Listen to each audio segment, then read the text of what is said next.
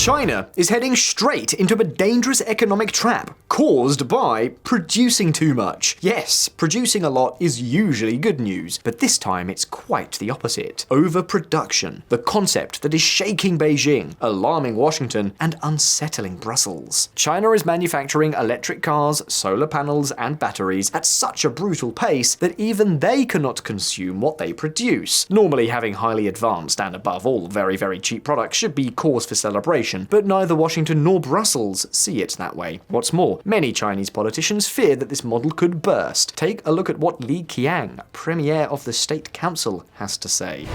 The foundation for China's sustained economic recovery and growth is not solid enough, as evidenced by a lack of effective demand, overcapacity in some industries, low public expectations, and many lingering risks and hidden dangers. Li Qiang, Premier of the State Council, 2024. The result? Products sold at rock-bottom prices, flooding the global market. This is a problem for Europe and the United States because they cannot compete. But it's also a problem for China itself because its profit margins are plummeting, even reaching losses. The G7 is already talking about a trade war and is organizing to stop it. Yellen pushes for joint G7 response to China's industrial overcapacity. And this isn't just a matter for superpowers. It's an economic bomb that could go off anywhere. Producing without selling is like inflating a balloon non-stop. It seems unstoppable until it bursts. A full-blown economic bubble. The question is, how did we get here? Why did China fall into this overproduction trap? And what will it mean for the rest of the planet? Today on Visualeconomik, we're going to tell you all about it. But first, let me ask you a quick question. How many AI tools are you juggling right now? One for writing, another for images, maybe a separate one for video. And before you know it, your wallet's empty and you're still switching tabs. That's why I want to introduce you to chatllm.abacus.ai, a single platform that brings all the top AI models together in one place. We're talking ChatGPT 5, ChatGPT o3 Pro, GPT 4.1, Gemini 2.5 Pro, Claude Sonnet 4, Grok 4, DeepSeek, the best of the best, and here's the smart part. Their built-in root LLM figures out which model is right for your prompt, so you don't waste time guessing. But it doesn't stop at text. You can create stunning images using the latest generators like Flux, Ideogram, Nano Banana, even ChatGPT's own image tool. Want video? Just type a prompt and get results from leading models like Kling, Runway, or Haleo. You don't need to worry about the AI feel in your content. Their Humanize feature rewrites output so they sound natural and even pass AI detectors. With just a simple prompt, you can build presentations, research reports, graphs, and charts. Or go big with Deep Agent, their powerful all-purpose AI that can design websites, build apps, create chatbots, and handle complex research from scratch. And here's the best part, it's only $10 a month. That's less than what you'd pay for just one premium tool elsewhere. So if you're ready to simplify your workflow and supercharge your creativity, head to chatllm.abacus.ai or hit the link in the description to try it today. And now, back to our topic. To understand what is happening in China today, we first need to look back. And there's no better starting point than the moment when this country went from pure communism to capitalism, with Chinese characteristics. We are, of course, talking about the transition that began after the death of Mao Zedong. Because although these days China evokes futuristic megacities and impossible skyscrapers like those in Shanghai, the truth is that the economic revolution began in the countryside. Yeah, in the villages. During the 1980s, rural incomes grew twice as fast as urban incomes. Poverty plummeted and inequality declined. It was a rural version of an economic miracle. But this fairy tale did not last long. After the Tiananmen protests in 1989, the Communist Party said, "We've come as far as we can." The model of the previous decade was too decentralized, too chaotic, and too democratic for their liking. The solution? Reorient the model without returning to communism. Bet on big cities like Shanghai. Open up to foreign investment. And so, China entered a new era, that of economic growth at any price. GDP became a religion. You can see the result on the screen. Shanghai's share of the country's GDP was falling in the 1980s because the rural areas were becoming increasingly wealthy. But after Tiananmen, the situation took a 180-degree turn. Shanghai went from being 4 to 5 times richer than the national average. But pay attention, because it was only richer in terms of GDP per capita. If we look at the income of the actual Shanghai residents, the trend did not change. And even though the GDP per capita was 5 times higher than the average, the money that ended up in workers' pockets was not even twice as high. Visualeconomik community, let me present to you overproduction. Shanghai produced a lot. The GDP was large, yes, but that production did not generate wealth for ordinary Chinese people. So yes, overproduction is a very real disease. But one thing must be made very clear here. The main losers under this economic model were Chinese workers, not Americans or Europeans. Of course, this does not mean that China did not become richer during this period. What I'm saying is that the living conditions of the Chinese improved much less than their GDP suggested. And yes, I know what many of you are thinking, but come on, Josh, how did the rest of the world not lose out with the flood of cheap products? What about all the jobs that were lost because of Chinese industry? Well, take a look. The first time China upended the US economy, between 1999 and 2007, it helped erase nearly a quarter of all US manufacturing jobs. You heard it before. A quarter of all manufacturing jobs in the US wiped off the map by Chinese competition. Perfect proof that the disease of overproduction doesn't just affect patient zero, or does it? Because, as is almost always the case, the reality is a little more complicated. You see, these studies that are so often cited compare regions of the United States that are more or less exposed to Chinese competition. And yes, in the most exposed areas, employment has plummeted. But beware. That tells us nothing about the total impact on the entire economy. Nothing. To understand the whole picture, we need to look at what economists call general equilibrium. And yes, it is more complex, more technical, but also more realistic. The verdict: the famous China shock didn't destroy net jobs in the United States. On the contrary, it created them. It's true that 16% of manufacturing jobs disappeared, but at the same time, new ones emerged that offset that blow. And here comes the interesting part. For 3/4 of the US population, the Chinese shock was a blessing, more money in their pockets. And the poorest 25%? True, they lost out, but the rest gained so much that with a good tax system, they could be compensated without any problem. And that's not all. China also made life cheaper. For every extra 1% of Chinese products on the market, prices fell by almost 2%. Cheap, cheap, cheap. In short, more jobs, better wages, and a shopping basket at bargain prices. Yes, there were losers, but pay attention to this fact. Of the 10 metropolitan areas most exposed to the Chinese shock, 8 have more jobs today than they did 20 years ago. And in all of them, wages have risen, especially among the poorest 10%. But take note, the shock of 20 years ago is not the same as today. Back then, China was basically selling trinkets, toys, textiles, spare parts for European factories. Little added value. Not today. Today, it sells cars. Its own. Good. Attractive and cheap. So be careful, Shock 2.0 doesn't necessarily mean the same cards will land on the table. But here's the final surprise. Do you know how many of those Chinese electric cars are exported? 80%? Half, like in Germany? Well, no. Barely 15% leave the country. The rest stay at home. So if there's a problem of overproduction, the first to find out won't be the Europeans or the Americans, it will be the Chinese themselves. Exactly the same as what happened 30 years ago. And when we say just like 30 years ago, we're not just talking. During his first term in office, Hu Jintao, president from 2003 to 2013, tried to correct all these imbalances. It was a slow process, and the 2008 crisis didn't help, but by the time he left power, the GDP at any price model had already begun to cool. However, there was still a major problem in the Chinese economy, an elephant in the room that no politician wanted to look in the eye. We're talking, of course, about the real estate bubble.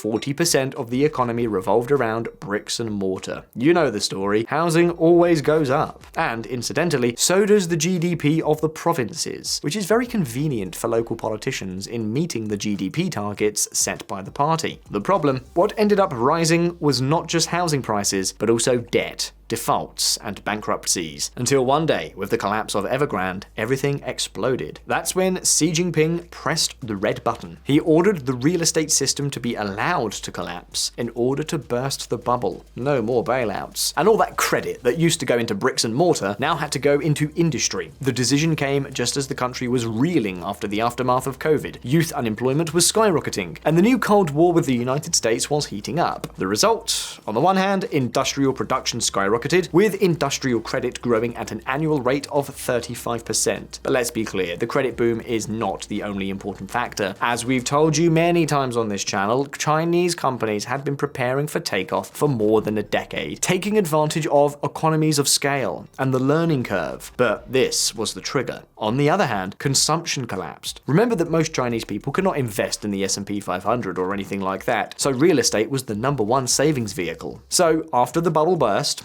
and with all the economic uncertainty at the time, households stopped spending and started putting their savings under the mattress. In short, high production, which is not exported, and very low domestic consumption. The perfect recipe for falling back into the trap of overproduction.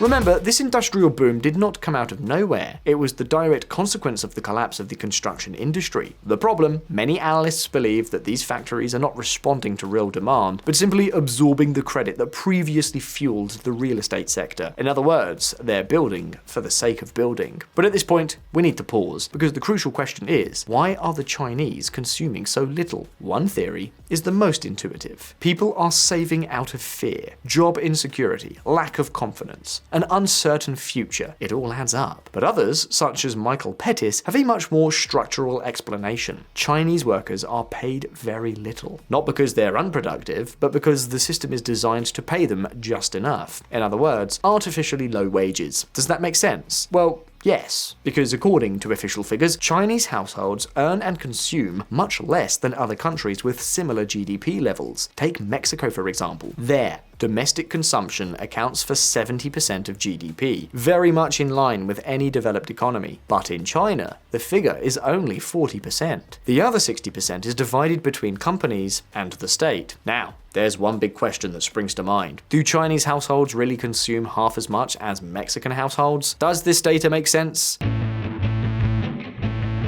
Well, no. For instance, in China, twice as many cars are purchased as in Mexico if we adjust for population, and consumption of clothing, furniture, and appliances is at the same level. In other words, when we look at the macroeconomic figures, there's a very large gap. But then that gap doesn't appear in the statistics on actual consumption of goods. How can this be explained? Well, there are two reasons. The first is that the macroeconomic figures are wrong. This could be because estimating purchasing power parity between two economies is quite complicated. In other words, a dollar does not buy the same thing in the US, Mexico, or China. The other reason is that the quality of goods, and above all, services in Mexico, is much higher than in China. But I don't know, is healthcare or education really twice as good? I don't think this hypothesis makes much sense. Basically, if Chinese households aren't consuming much, it's not necessarily because their incomes are very low. The most important factor is uncertainty. With this in mind, we can now answer the crucial question in the video. Is Chinese industry really producing much more than demand? Well, the answer is yes, but no.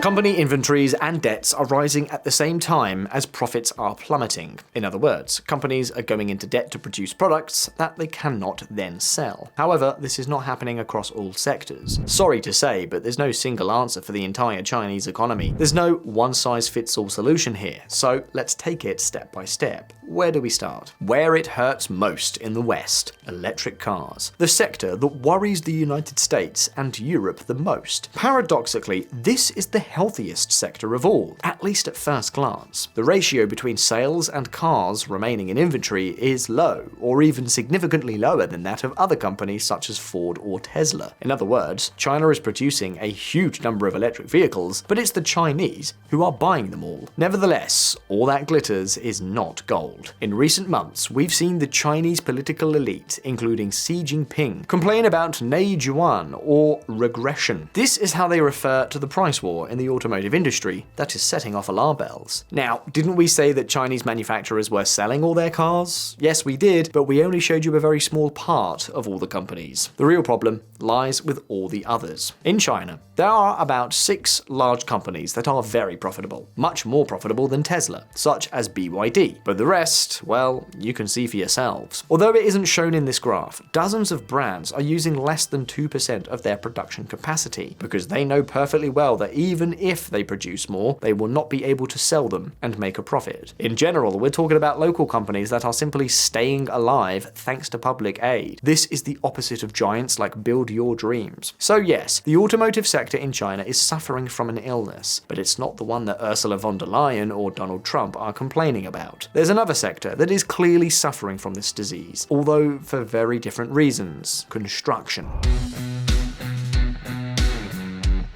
In April 2024, cement plant capacity utilization was below 50% compared to 80% last year. But the problem here is not small zombie companies, it's the real estate bubble. And we have used cement as an example, but the same is true for glass and steel. What remains to be seen is whether all these companies will go bankrupt and free up resources for the rest of the economy, or whether they will continue to exist as the living dead. For now, Xi Jinping is allowing the real estate sector to collapse, however painful that may be. For example, total steel production capacity is lower today than in 2015, and the government is keeping a close eye on new large furnace projects to increase production. Now, what is happening with solar panels, China's other top industry? Well, this is the most difficult case of all.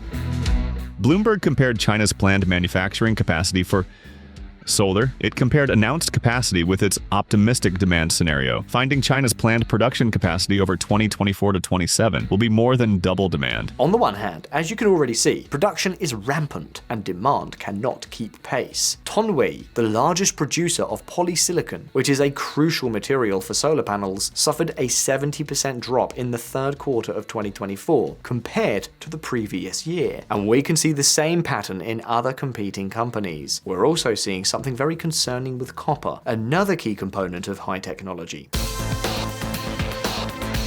Futures for smelters are in negative territory, indicating that these companies will pay to be able to smelt copper. The world turned upside down. Overproduction led to too many companies competing in a sector that now cannot sustain so many people. The closest thing we've seen to this was when oil prices hit the red because storing it was much more expensive than selling it. And that could only happen because of an event as unique as the COVID-19 pandemic. Even so, this sector may still have one last chance. Most likely, there is no demand for so many solar panels right now, but we've already seen that Chinese demand is slumping due to economic circumstances. Since this is not a structural issue, the situation may reverse in the coming years. What's more, electricity has countless uses, most of which have not yet been discovered, so who knows? Perhaps this artificially cheap energy will encourage research, leading to the discovery of new ways to harness all this electricity and thus trigger a surge in demand. Keep in mind, this issue divides the Chinese government itself between those who believe that overproduction of new technologies is positive, given all the positive externalities they have and the new demand they can generate, and the more conservative faction that does not want to risk bankruptcies or an apocalypse of zombie companies. But at this point, it's your turn. Do you think there are similarities between the overproduction of the 1990s and today, or are they completely different cases? Will China let the less efficient tech companies go bankrupt, or will it continue to fuel the price war? Is this Shock 2.0 a threat to the rest of the world, or will it be as positive as its predecessor? You can leave your answers in the comments. Don't forget that here on Visualeconomik we release new videos every week, so subscribe if you haven't already done so to make sure that you don't miss any of our upcoming episodes. If you like this video, give it a like, and I'll see you next time. All the best. See you soon.